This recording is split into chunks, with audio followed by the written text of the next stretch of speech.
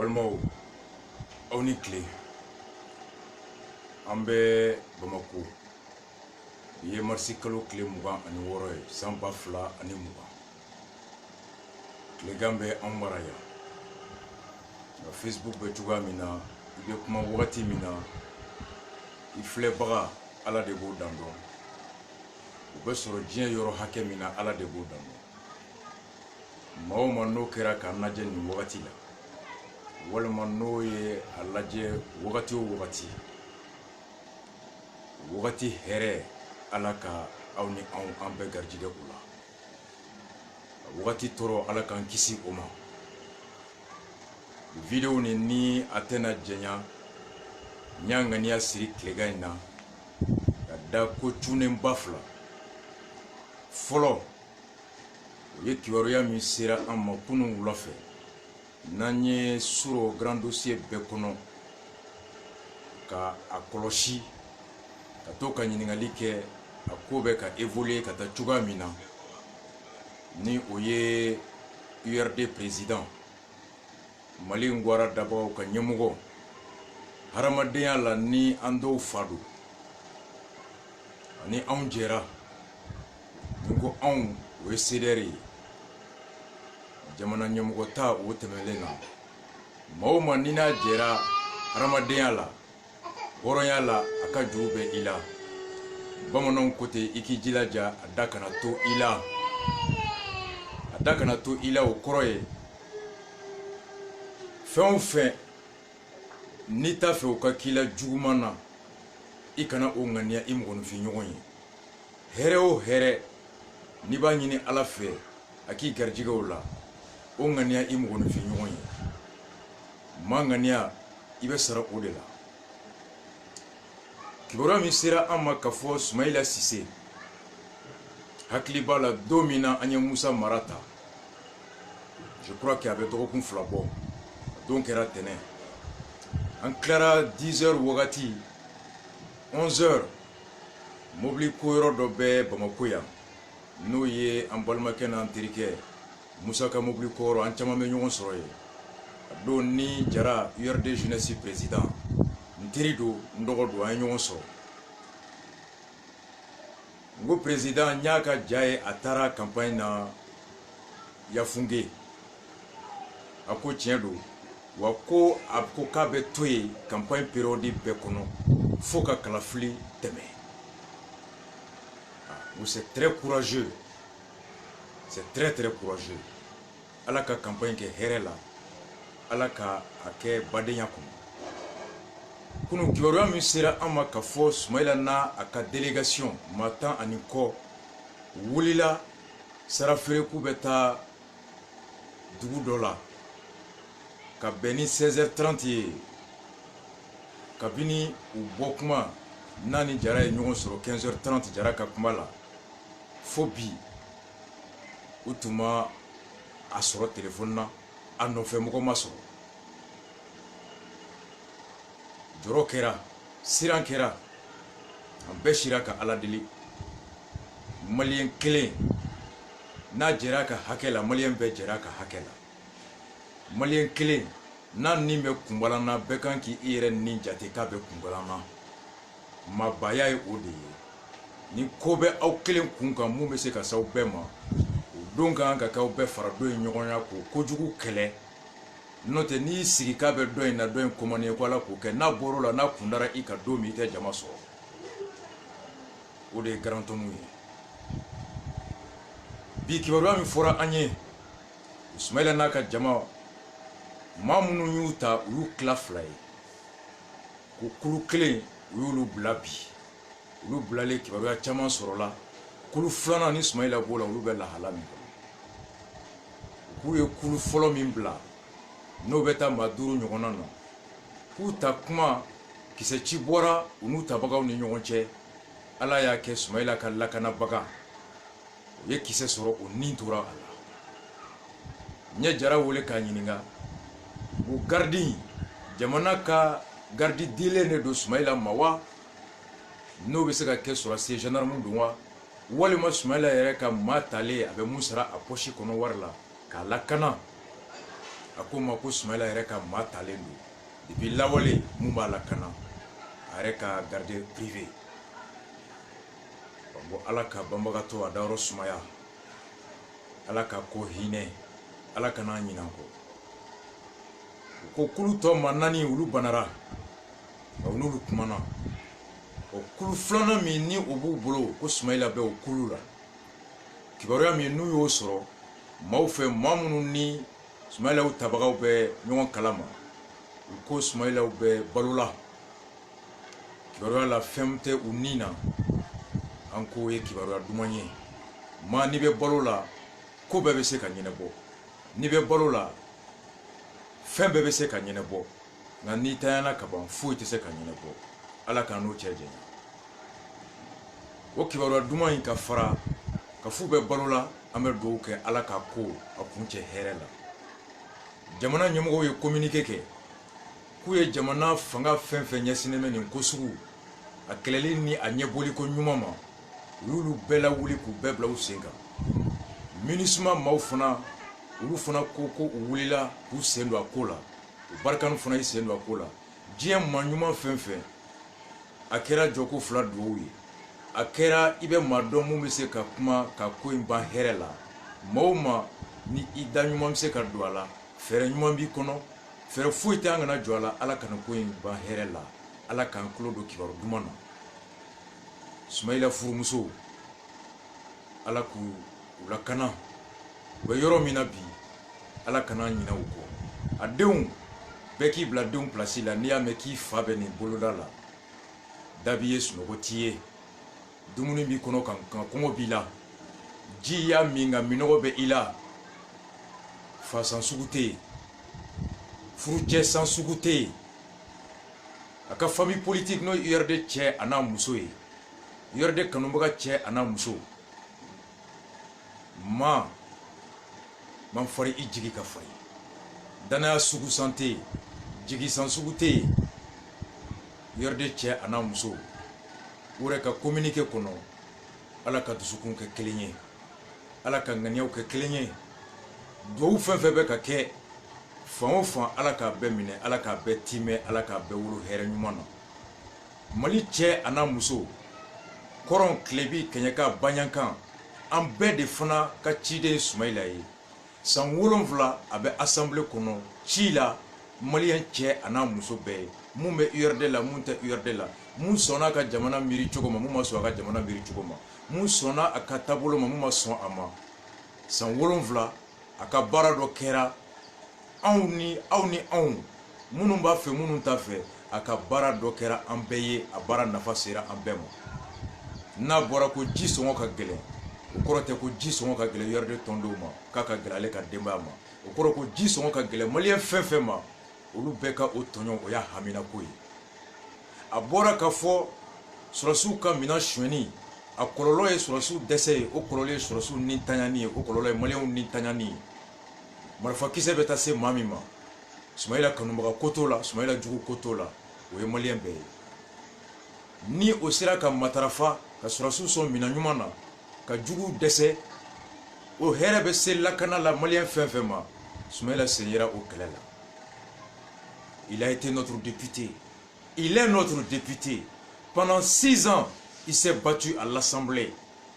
sur des sujets d'intérêt public tels que la vie chère, la hausse des prix, la pénurie d'eau,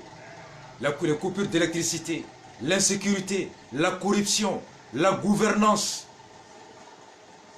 Fembambe touché, il en a fait une préoccupation pendant sa législature à l'Assemblée nationale.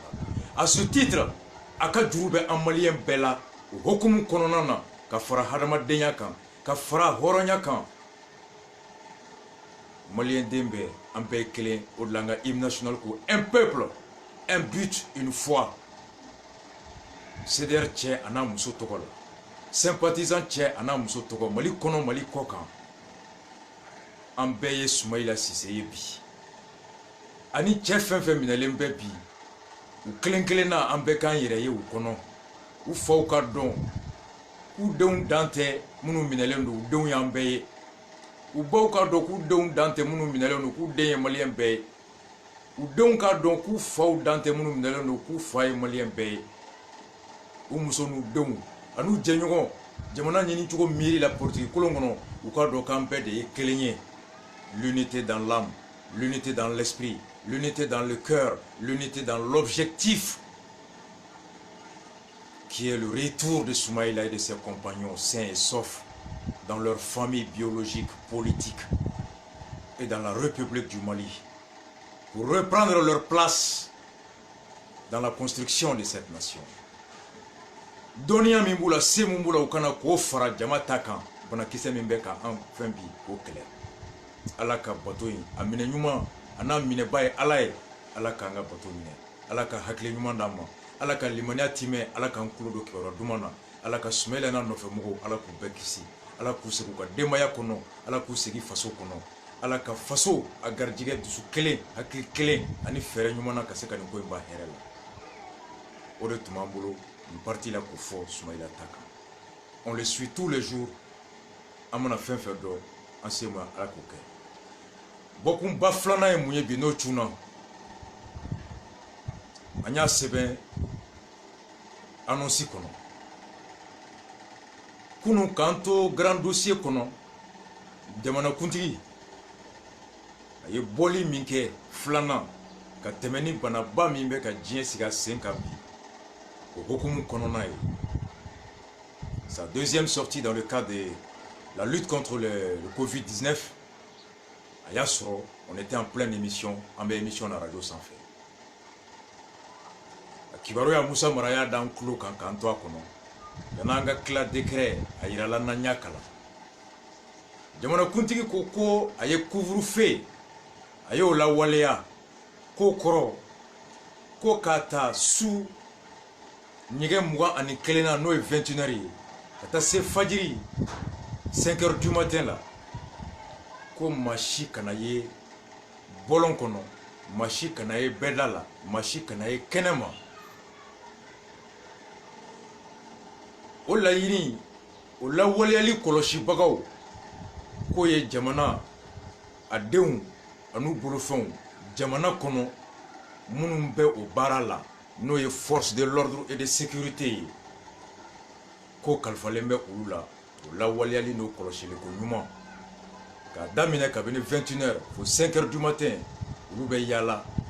ka laɲini lawaleyali a lakɔlɔsili bato k'o kɛ anw ka jamana maracogo la maa minnu ka baara y'o ye hadamadenw n'u bolofɛn lakana ni faso kɔnɔna na o ye polisiw ye o ye gendarmew ye o ye gardiw ye an tilara émission na kunu sous 1h30 du matin Bamako Musa Bougou ni ye 3e pont jigi ka bɔ Sotiba k'i kunda 26 mars kan an bɔra ka pont tigɛ ka na se polisiw ma Montana yɔrɔ la u y'an fo u bɛ ni n ka délégation dɔn kuma bɛɛ minnu y'an fo masque kelen an ma y'u ɲɛ la n y'u ɲininka n ko masque t'aw bolo wa u ko rasta masque t'an bolo an bɔra yen an nana se Carrefour dayɔrɔ la 2 heures du matin wagati premier arrondissement polisi minnu bɛ yen olu fana y'an lajɔ sariya in na waleyali maliyɛnw lakanali maaw sɛgɛsɛgɛli k'a lajɛ u y'an lajɔ mobili jɔlen don maa 3 mun gɛrɛla an na masque tun bɛ kelen de la u y'an lajɔ n ye vitre jigin u ye n dɔn u ye n fo k'an bɔra ka émission lamɛn u ko Soumaïla kibaruya wallahi an yɛrɛ tilatɔ filɛ an ye kibaruya min mɛn an ma kibaruya sɔrɔ fɔlɔ Soumaïla bɛ lahala min kɔnɔ Mali polisiw u m'a ɲininka fɔlɔ foyi la a dɔnnen ko rasta don ko Soumaïla kibaruya dun u ye mun fɔ émission daminɛ kibaruya laban min n'an y'o kalan bɔtɔ émission na communiqué min bilara Soumaïla ka page ka signé par maître Demba chargé de la communication u ye dugawu kɛ ko Ala ka ko kɛ hɛrɛ ye ala ka Soumaïla n'a ka jamakuru ɲuman bɔ a la an ye dugawu kɛ ala k'a minɛ a ko masiki bɛ e nun na a tɛ tɔ fila nun na warasa mɛ na masiki t'an bolo ko hali mun filɛ ne la a yɛrɛ de y'a san a yɛrɛ kun wari la n ye n kun firifiri n tɛmɛna mɔgɔ fila tun bɛ n kun komi émission o émission jama min bɛ taa radio la a bɛ maa mugan ma 30 bɔ chaque mercredi taxi ko gɛlɛya tuma tun bɛ yen taxi tɛ ka boli an ye mɔgɔ tila ne taara dɔw bila hôtel de l'amitié yɔrɔ la u ka taxi ta ye taxi bɛ sɔrɔ yen casino da la n bɛ bɔ yen fana ni polisiw bɛnna ambassade de France yɔrɔ u ye n lajɔ u kɛlen ka dɔn ko n don u fana ye Soumaïla ɲininkali kɛ k'u y'a mɛn émission kɔnɔ olu fana kelen-kelen na masiki ta si nun na n y'olu fana ɲininka n ko masiki t'aw fana bolo wa ko masiki t'u bolo maa filanan min tun bɛ n kun n taar'o bila Badalabugu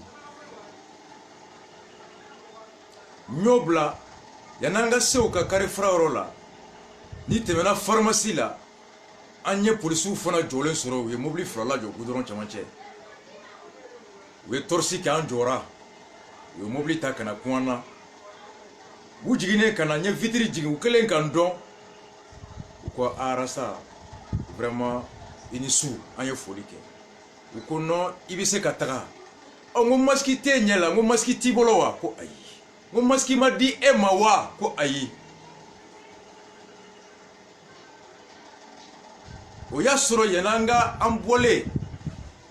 ka na tɛmɛ kɔnɔba yɔrɔ fɛ k'an bɛ na CICB sira ta ka taga dɔ in bila taxi ko gɛlɛya an bolo an bɛ taxi sɔrɔ goudronba kan taxi ma sɔrɔ goudronba kan an ko an ka taa casino da la taxi bɛ sɔn ka sɔrɔ yen an natɔ kɔnɔba yɔrɔ fana la polisiw y'an lajɔ yan'i ka se barrière ma olu fana masiki kelen t'u bolo u nun na u ko masiki ma d'u ma n ye mun bila Badalabugu n segintɔ ko n bɛ yɛlɛ pont kan polisi minnu fana bɛ yen u y'an lajɔ ko mobili sugu bɛɛ u kɛlen k'a dɔn ko n don fana émission kɔnɔ kuma u y'o kɛ masiki bɛ kelen de fana nun na olu la u bɛ maa naani bɔ u kɛlen ka n dɔn a ye tɔw wele ka na bɛɛ nana ka n'i jɔ an ye baro dɔɔni kɛ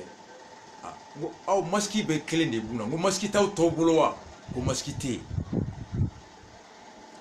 a bɛ mun fana la o fana ko k'ale y'a san a yɛrɛ de ye 400 o de ye n nabɔ bi couvre-feu in lawulili daminɛra su n y'a fɔ radio kan kunun ni maa ye marifa kisɛ ta k'i bɛ bi faso kan faso baarakɛla minnu ka baara ye ka don an ni marifa kisɛ cɛ o ye lakanabagaw ye n'o ye force de défense ye qui est différent des forces de sécurité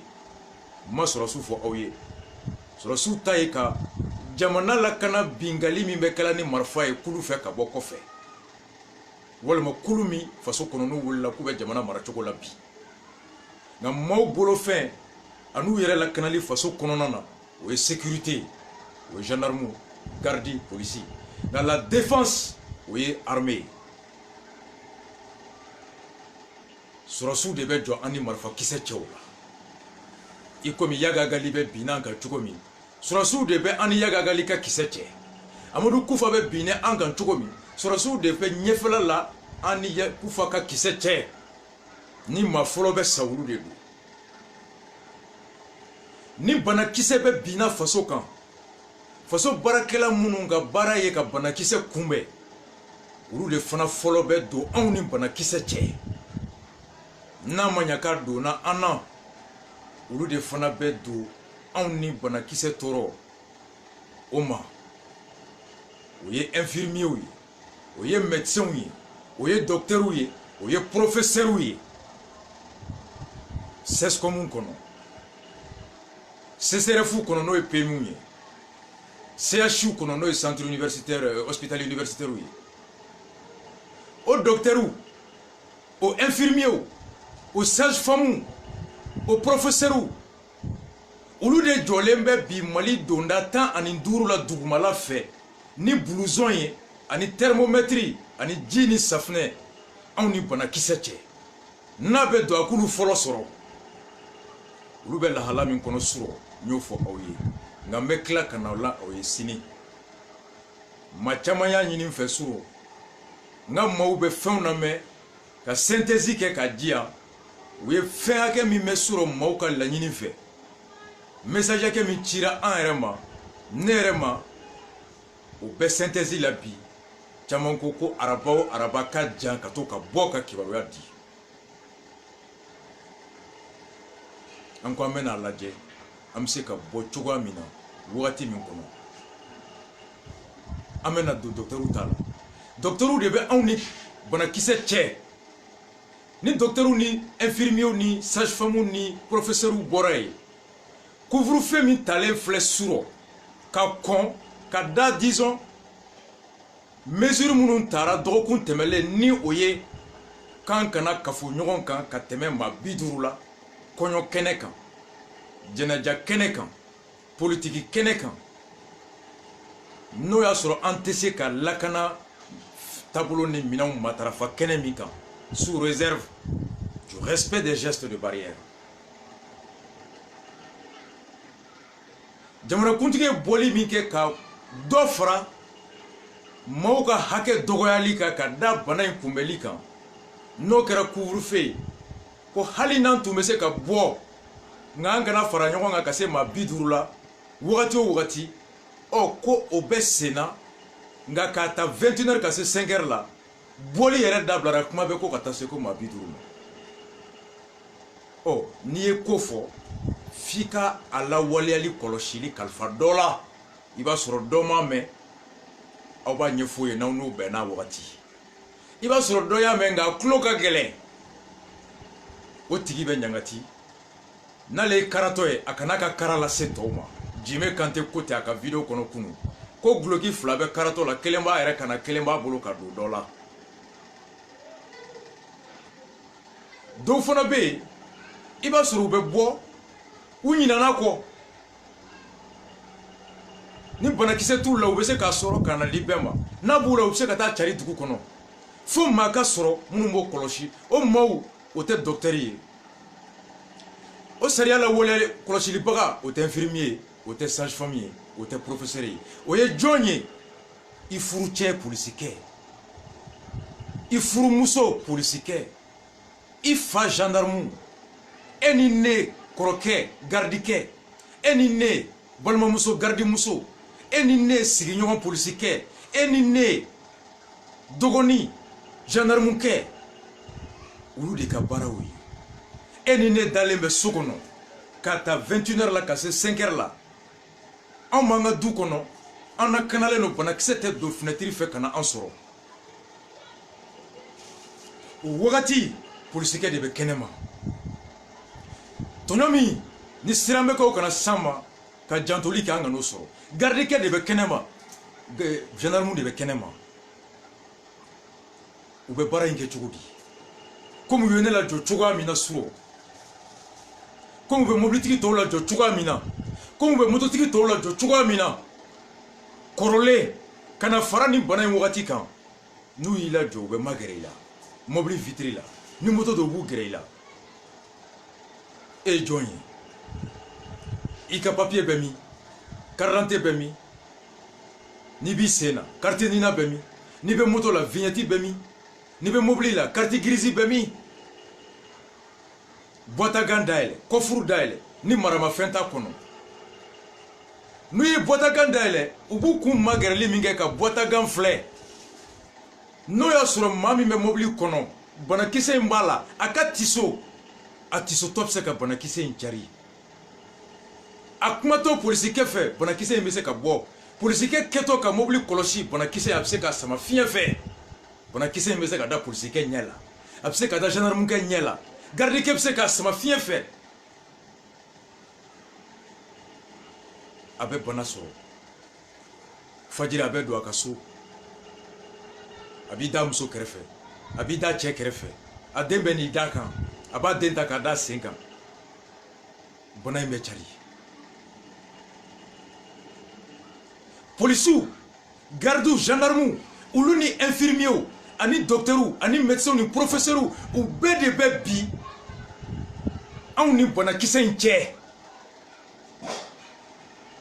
docteur ta ye n'an ser'u ma dɔgɔtɔrɔso la ni banakisɛ olu de bɛ yen ka don anw n'a cɛ polisiw ta ye couvre-feu o matarafali ko ɲuman na olu ni anw de bɛ contact la bana in bɛ se ka k'i la i yɛrɛ t'a dɔn wagati a bɛ yɛlɛma n y'a fɔ aw ye so masque tɛ docteur bolo fini tɛ u bolo mali bɛɛ banakisɛ in furakɛli yɔrɔ fura in mali bɛɛ banakisɛ in sɛgɛsɛgɛli kɛyɔrɔ 4 de bɛ mali bɛɛ il y a que 4 laboratoires capables d'analyser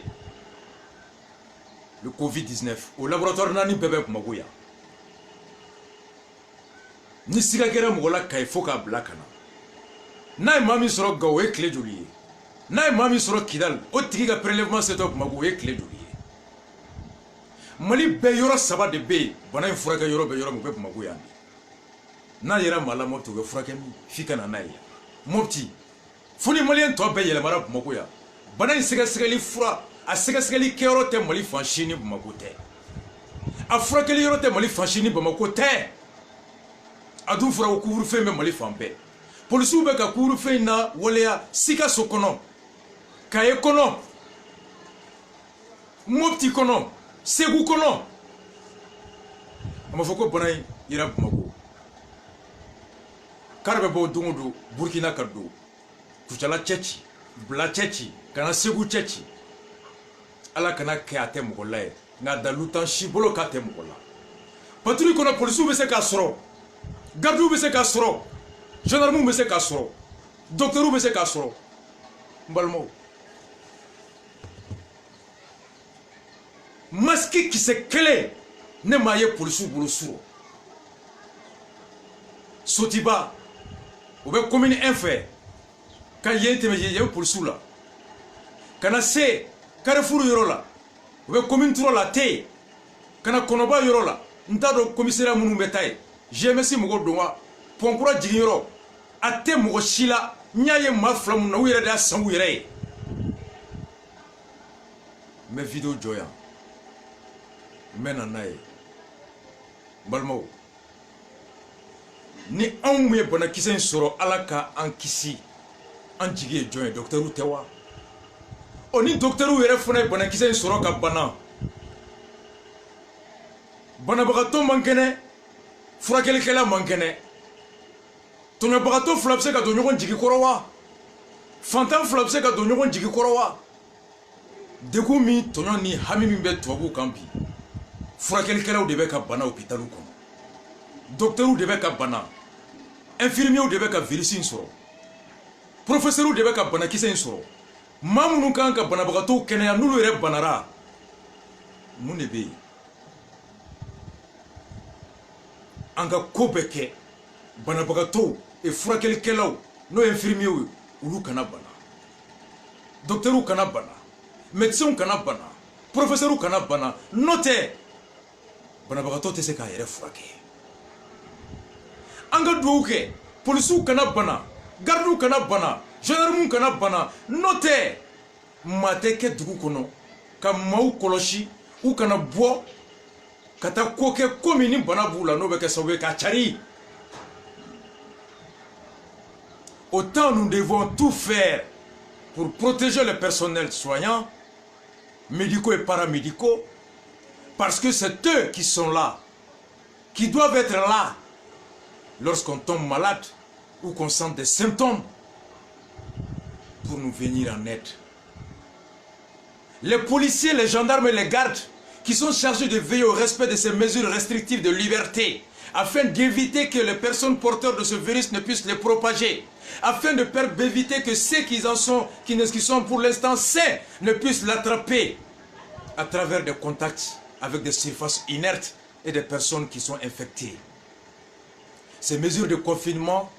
servent à rompre ou à ralentir la chaîne de transmission, la contagion. Et si ces forces médicales, sécuritaires, qui sont en première ligne dans la lutte contre le Covid-19, sont les moins protégées,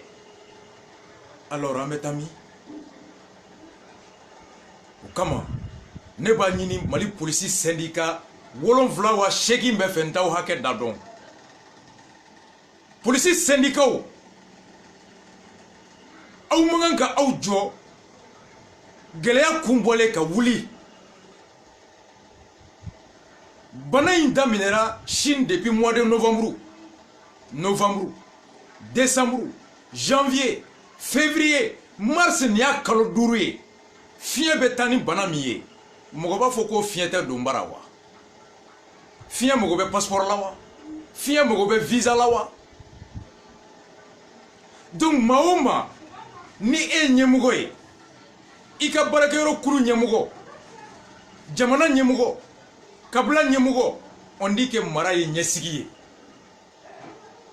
an ye jamana ta fɔ suro o tun kan ka kunbɛli min kɛ fɛɛrɛ minnu tigɛra fiɲɛ min bɛ o la an bɔra n'o ye suro ni wagati cɛ ɲɔgɔn lagosi wagati ye polisi syndicats fana tun kan k'u sigi k'a lajɛ bana in donna diɲɛ fan minnu na ye jamana baarakɛ yɔrɔ maa jɔn de bɛ ka banakisɛ in kɛlɛ gɛlɛya jɔn bɛ olu kan u bɛ ka fɛɛrɛ jɔn de kɛ k'o gɛlɛya kunbɛn k'o kɛlɛ maa o maa don o don n'i bɛ diɲɛ kɔlɔsi bana bɛ yɔrɔ minnu na Faransi bi nin y'a dɔgɔkun 2 ye ye polisiw ka syndicats bɔra kabini Macron ye mesure ta ka maaw ka bɔli dɔ bɔ a la maaw ta yɔrɔ dɔ bɔ a la polisiw ni gendarmew de bɛ Faransi dugu bɛɛ kɔnɔ gare daw la métro daw la carrew kɔnɔ sugu daw la micro b'u bolo supermarché da la u bɛ kule a ye to mètre 1 ni ɲɔgɔn cɛ a ye bɔ nin jama la ɲɔgɔn kan drone bɛ sanfɛ n'a ye jama faralen ɲɔgɔn kan yɔrɔ na sport la polisiw bɛ boli ka drone yɛrɛ bɛ kuma a yɛrɛ ma mɔgɔw bɛ cari gendarmew ni polisiw bɛ k'o kɛ Faransi masque b'u nin na u ka syndicat bɔra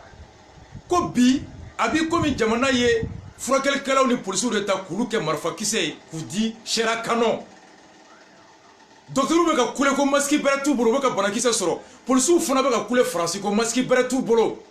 ko ni banakisɛ y'u sɔrɔ ni polisiw dɔgɔyara baara bɛɛ bɛ kɛ fu ye Faransi syndicats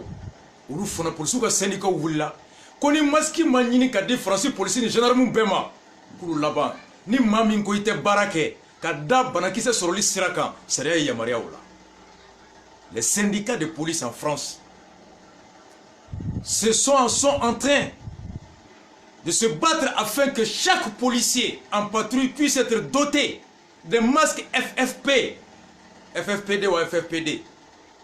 Oh, syndicat policier minnu bɛ anw bara yan aw bɛ segin bɔ aw ni bɛ ɲɔgɔn dɔn an caman ye promotionnel ye an ye ENA kɛ an bɛɛ ye maliyɛn ye an ye ɲɔgɔn teri ye faso jɔ don tɔgɔ ɲini tɛ ɲɔgɔn lagosi tɛ aw ka baara ye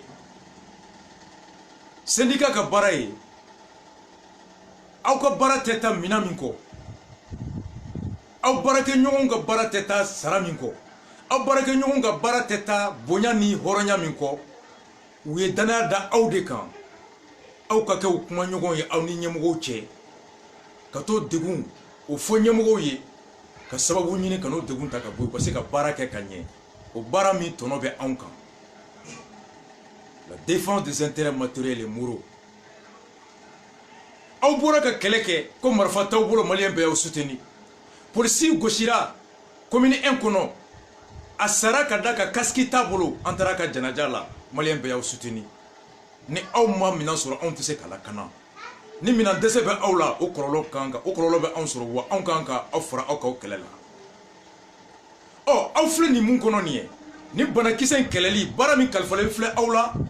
moi je demande à l'ensemble des syndicats de la police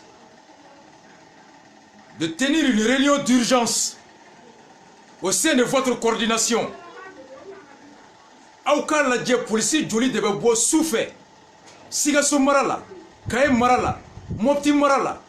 Gao mara la Kulukoro mara la Bamako kɔnɔ su o su de 5h 21h à 5h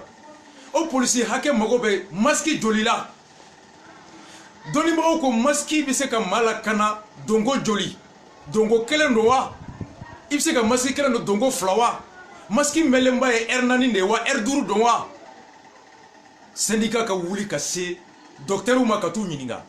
masque jɔn de bɛ se ka mɔgɔ lakana a masque bɛ se ka don siɲɛ joli a masque mɛlenba ye R joli ye n'o kɔfɛ nafa tɛ a la bilen n'a fɔra ko masque kelen bɛ dongo 2 o kɔrɔ ko chaque 2 jours masque kan ka changer ɔ couvre-feu intera pour combien de jours? Ni masque kelen me yelema kile fila misali do. O kile bisaba o be masque mo kelen me be masque kru joli ma. Ni on multiplie par le nombre de policiers o e masque jolier aw ko hakɛ da dɔn. Ka taa se ministre de la sécurité ma général Salif mais kuma fɔ ale fana ka taa ɲina fɛ pression ka kɛ laɲini ka kɛ jamana ka wari bɔ joona ka masque caman san k'o di aw ma. O yɔrɔ la n bɛ ci bila ministre de la sécurité Salif ma a ka cabinet bɛɛ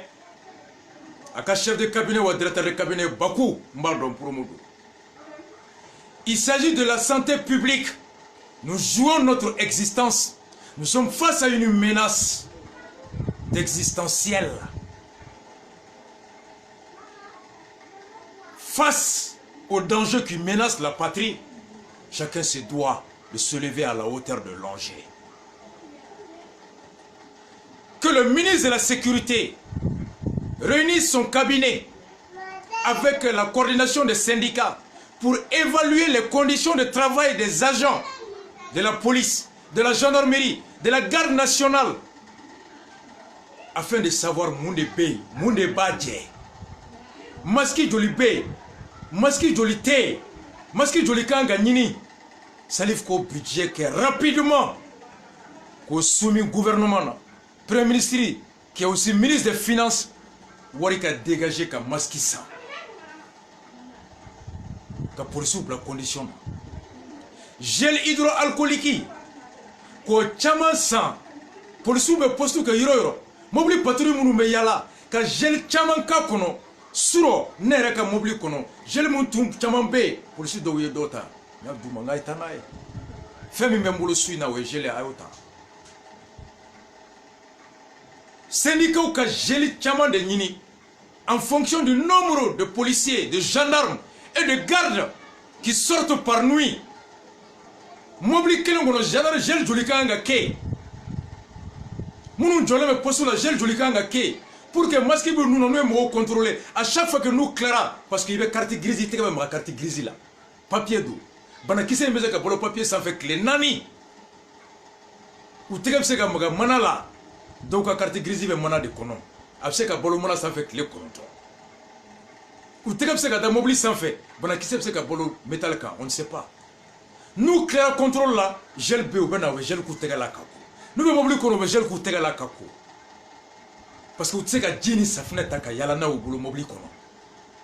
Police ni gendarme tu sais que Jenny sa fenêtre ka yala na e fambe. Yoro mina nous est poste fixé, tu sais que Jenny sa fenêtre sigi. Mais yoro nous est patrouille mobilier, brigade mobile, nous be yala, tu sais que Jenny sa fenêtre ka yala.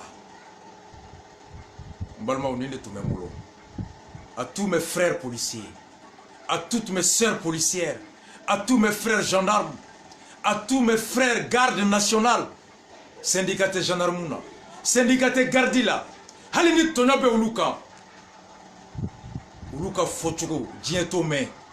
vous savez qu'à fode, chef ou rapport que, ni chef ou rapport que gendarme t'es grévé, police t'es grévé, enfin garde t'es grévé, syndicat tout le boulot. Non on est dégoûté uluka. On est kangan ko degunta ko la se diema wala sa uluka bla lafia kono bara mi nube ko ken an ko here soro note ni ferma soro deguna u ka barata ya na manye eni neshi malakana. La société civile, nous sommes le syndicat des gardes nationaux. Nous sommes le syndicat de la gendarmerie. En gros, que le cabinet du ministre de la Sécurité et la coordination ou la fédération des syndicats de police, avec le représentant des gendarmes et des gardes, fassent une réunion d'urgence. Ni gel bse ka 100, yani 21h tiaka 100. Ni gambe se kata 100, yani 21h tiaka 100. Pour que suina, police mimbe bo, garde mimbe bo, gendarme mimbe bo, kata patrouille là, couvre-feu respecter li là. Ou gana banakise soro suina, banakise n'attend pas. Ala kambe la kana. Police fenfebe bo, ala ka unyuma bo, ala ka unyuma sigiso. Garde fenfebe bo, ala ka unyuma bo, ala ka unyuma sigiso.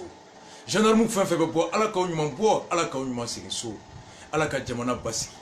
Ala ka kisi banakise ma. Banakise ma mbamina ala ka nogoya. Aban famina ala ka nogoya. a bɛ maa o maa la diɲɛ fɛn o fɛn ala ka nɔgɔya kɛ bɛɛ ye a ma fɛn fɛn sɔrɔ ala ka bɛɛ kisi a ma hami min bɛ diɲɛ kan bi ala ka sababu ɲuman bɔ a la ala ka jamana in na kana an ka ŋaniya kɛ kelen ye an ka ɲɔgɔn sɔn hakili ɲuman na an ka ɲɔgɔn sɔn miiri ɲuman na ni ne tun bɛ n bolo bi ala k'an bɛn one love à vous tous rastafari